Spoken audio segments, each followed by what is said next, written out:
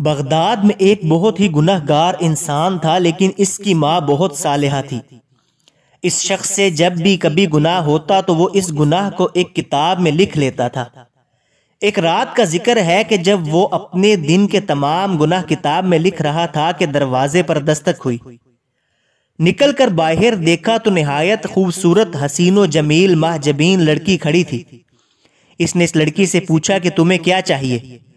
اس لڑکی نے جواب دیا کہ میرے پاس یتیم بچے ہیں، 3 دن سے بھوکے ہیں اور کچھ بھی کھانے کو میسر نہیں۔ اچھا، اندر چلی آؤ۔ اس شخص نے اس لڑکی کو گھر کے اندر بلایا اور دروازہ بند کر دیا، کیونکہ اس عورت کو دیکھ کر اس شخص کی نیت خراب ہو گئی۔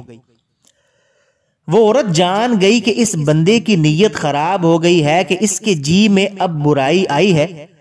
اس شخص نے اس عورت کو زبردستی اپنی طرف کھینچا تو اس نے زور سے کہا، اے مصیبتوں کو دور کرنے والے، مجھے اس انسان سے بچا، اور اے اپنی مرنے کو بھول جانے والے انسان، مجھے تو تم موت سے غافل نظر آتے ہو کہ تم نے اس سے کوئی سبق حاصل نہیں کیا کہ تم سے بہتر اور طاقتور لوگوں کو موت کھا گئی۔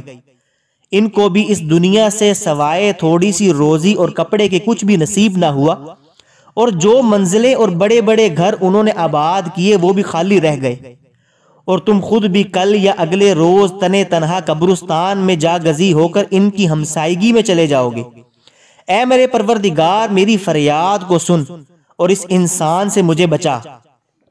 اس شخص نے جب یہ فریاد سنی تو بہت رویا اور اس عورت کو چھوڑ دیا۔ اس شخص نے اس عورت کو کھانے کی چیزیں دی اور کہا، یہ اپنے بچوں کو کھلاؤ، میں بہت گناہ گار انسان ہوں۔ اپنے بچوں سے کہنا کہ اللہ سے میرے لیے دعا کریں کہ وہ میرے گناہ معاف کر دے، اور جو گناہ میں اپنی کتاب میں لکھتا رہا وہ گناہ بھی معاف ہونے کے بعد مٹ جائیں۔